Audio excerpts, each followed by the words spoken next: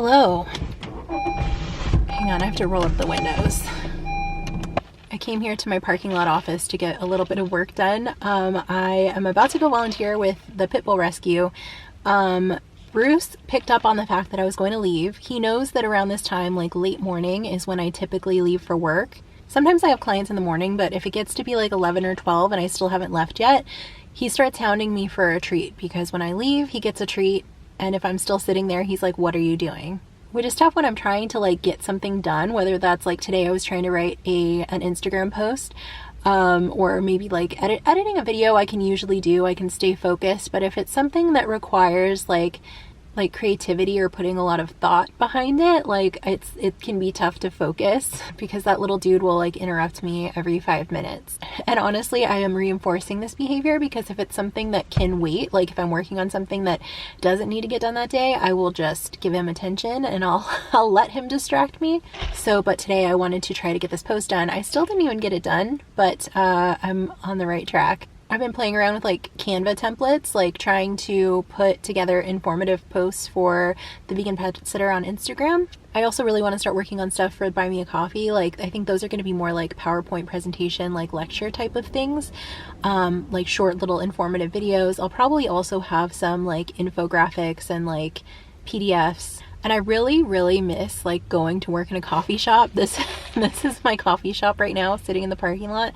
But I do miss like going to a coffee shop and like working. I literally haven't done that since probably 2019. Wait, actually no, it was early 2020, because I was in class. I was actually taking classes at CSU before everything, like when everything shut down. So I would regularly go to a coffee shop and study. So I feel like I should start doing that again, because that was when I'd be like most productive and really be able to focus and get a lot of stuff done. Like I really kind of wish I had an office, which sounds ridiculous to me, because I do have the ability to set up a home office. I have the extra room that I've been like wanting to convert into an office, but like also I get easily distracted at home, so I don't know if that would be helpful or not. I'm also kind of starting to like daydream about what I want to do like a couple years from now, once I have more of a training practice like built up. The idea of like opening a brick and mortar location has always been like exciting to me. Someone just walked really close to my car and I realized they're like doing exercise laps in this parking lot. This is the thing, is like finding an empty parking lot. Like I like empty parking lots, but like it's not my parking lot. This is someone else's empty parking lot too, so you never know what kind of stuff you're gonna find. Anyway, the idea of having an actual like location has always been something that I like kind of I've wanted, but I haven't really known like what exactly that would look like and what I would want to do there. But as a trainer, the idea of having like an actual place where I could hold like group classes, or maybe do some agility or scent work, or you know, things where like kind of more of a controlled environment would be helpful. Like rather than going into clients' homes where there's a lot of variables, like it's just like, hey, you come to me and we're gonna get everything set up exactly how we need it.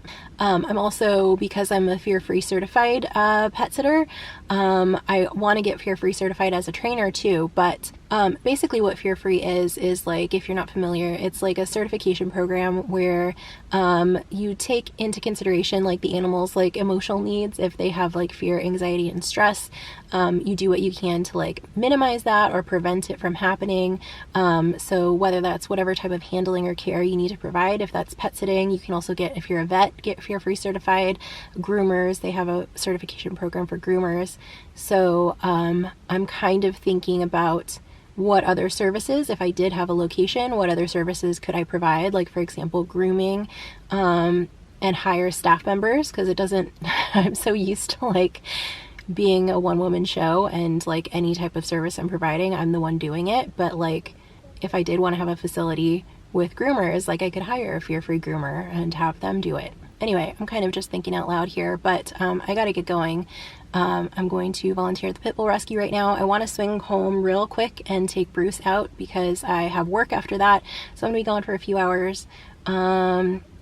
I already did my Victoria Stilwell stuff for the day. I'm 2 units, I guess, into this module. This is like the long module that I mentioned that it's going to take 2 weeks to finish, and I'm on day 2. So I guess we're off to a good start. What else did I do this morning? I started listening to Pet Sitter Confessional podcast again. I haven't listened to it in a while. I've been listening to Candace and Casey Neistat's podcast, Couples Therapy. But I'm just finishing up the last episode. They stopped recording it in like 2019, so I'm on the last episode, ready to move back into pet business stuff. So I listened to an episode of Pet Sitter Confessional this morning. If you are a pet sitter, a dog walker, or other small business owner, and you have podcast recommendations or audiobook recommendations, let me know. Now that I'm done with this podcast that I've been listening to, I need new stuff. So I'm going to go finish my coffee. I'm going to get to Bruce, and then I'm going to go see the pit bulls.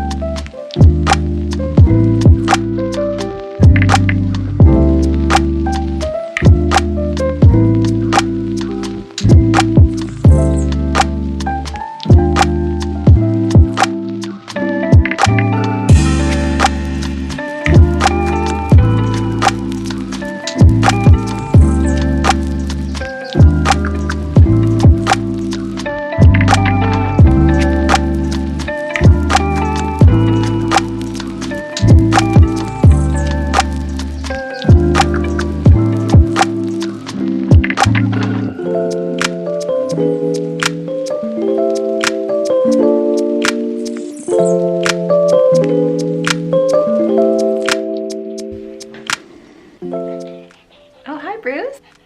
You're gonna breathe in the camera again? So I just got home and fed everybody, and I made my dinner, but I wanted to end the video. Today was a really good day. I got to do a lot of stuff that I like. Bruce, you're breathing real loud again. Today was really fun at the rescue. I didn't volunteer for super long. I want to say it was like 2.5 hours. There weren't a lot of dogs there right now. I think it was like 4 or 5 of the dogs were actually out. They were on a little field trip. They have a training program with like high school age kids. And it's a 2-week-long program, and today was their first day. So they were on a little, I picture them going on a little school bus. I don't know, it's very cute to me. But they go on this program where the kids get to learn how to train them. So it's beneficial for the kids, it's beneficial for the dogs. So today I think there were only like 6 dogs in the kennel. And so I ended up walking 2 dogs. 2 dogs? Only 2? What took so long? Yeah, because I took out Pig Dog, and then I took out Burr. And neither of those were dogs that I had walked before. So when the shift leader was kind of explaining the personalities of all the dogs who were there to me, like a couple of them were kind of on the mellow side. I think 2 of them were kind of more energetic, and Pig Dog was like the one who's kind of rowdy. He's got a lot of training under his belt, but he's like high energy. And he can be a little bit wild. And so when she was describing them to me and asked me who I wanted to take first, I didn't want to be like, I didn't want to sound too over eager because I'm still pretty new, but I was like, I want to take the rowdy one. And he was actually really good. He was, I mean, he is definitely high energy, but he was super sweet, and he walked with a gentle leader, and he walked really well.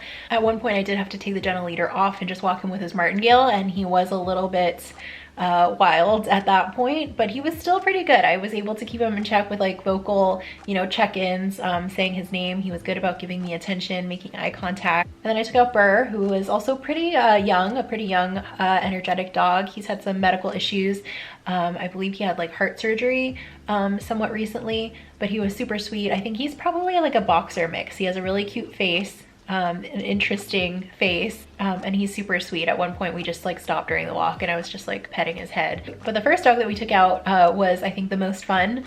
I didn't take her out by myself, the shift lead. This dog is supposed to be handled by shift leads only, but she's been there for you know, since I started basically. And the first time I volunteered, she would do this like anxious barking in her kennel at anyone who walked by, especially people that she wasn't familiar with. The second time I volunteered, I was able to actually like walk up to her kennel and get her to sit. I mean, not that this is some magic that I'm doing, it's because the shift leads have been really working with her to get her comfortable with other people. So she had improved a lot. By the second time I saw her, she was like a little more interested in seeing visitors and responded a little more positively, still a little bit anxious. But today I got to walk with the shift lead just because they're trying to get her more comfortable having new people around, and she did really well. And she was super cute. I wish I got a video of this, but obviously like I was talking to the dog and like interacting with her, so I didn't pull out my camera. But I was asking her in her kennel to like sit and down, and I was giving her treats, and she responded really well to it. And I think this was the first time I saw her like wag her tail about me. Or definitely the first time I saw her wag her tail that much. Like she actually seemed, not that just that she was like tolerating interaction, but she was actually happy about it and like having fun. And I got to see her personality a little bit more. She's definitely like, she's a little bit sassy. I feel like she's a dog who has a good sense of humor, because when I would get her to do sit and down and give her treats, and sometimes I would just ask her to wait because I didn't want her to get up and like start barking. So once she realized like the treats weren't coming, she would kind of stand up a little bit defiantly, like, why aren't you giving me treats? I'm doing what you're telling me to do. And she'd kind of like wag her tail. So I like that. I like a girl who stands up for herself. She was really cute. But yeah, I think that's all for today. I made dinner and it's waiting for me, so I'm gonna go do that. Hopefully edit this tonight and get a little more work done, but I might also just watch TV, so I don't know. Thanks for watching. Let me know if you have any other questions about I don't know, anything, I guess, about work or anything that you want to see in the future. And I will see you soon, tomorrow, soon. Bye.